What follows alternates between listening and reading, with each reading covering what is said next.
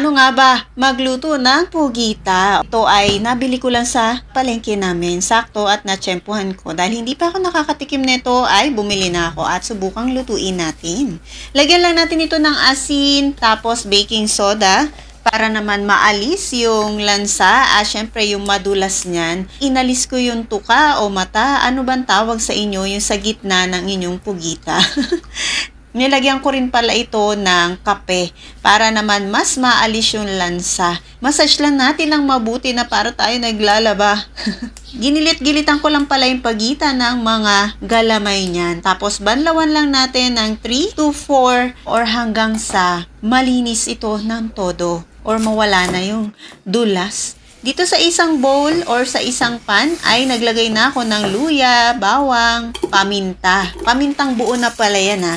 Tapos itong aking tubig na nilagay ay yung kumukulo na kasi naman ayaw ko na rin na maghintay pa ng matagal. Takpan lang natin at kapag kumukulo na ay dahan-dahan nating ilagay dito ang pugita para hindi mabigla. Takpan natin at pakuluan. Talaga magba-brown po yan, no? Or magre-red-reddish, katulad niyan. So ako, pinakuluan ko lang to around 45 minutes lang po. Yung saktong malambot lang siya.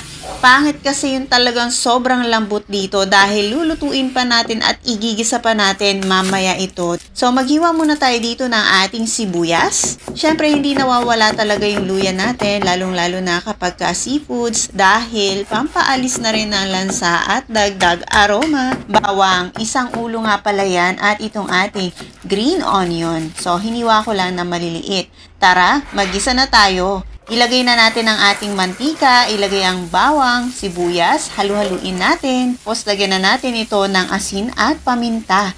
Mix-mix lang natin. Syempre yung hiniwa-hiwa nating pugita. Ayan. Lagyan lang natin ng konting toyo, konting suka. Mix-mix natin. At itong ating gata, dagdag linamnam. Syempre, yan din yung nagpapasarap dyan. Maglagay tayo ng sili, pampagana, pampasarap, at pampaanghang. Hindi ko na ganong hiniwa-hiwa yung siling red, no? Ayan, lutuin na natin hanggang sa manuyo-nuyo at konting sabaw na lang ang natitira para kapit na kapit yung sauce dito sa ating pugita. Ready na itong ating adobo sa gata na pugita.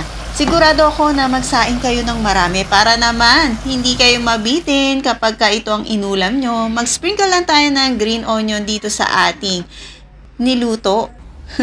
O, diba? Tara, tikman na natin. I hope nag-enjoy ka. Huwag mong kalimutan mag-follow sa ating Mami K of Gersh Kusina. Bye-bye!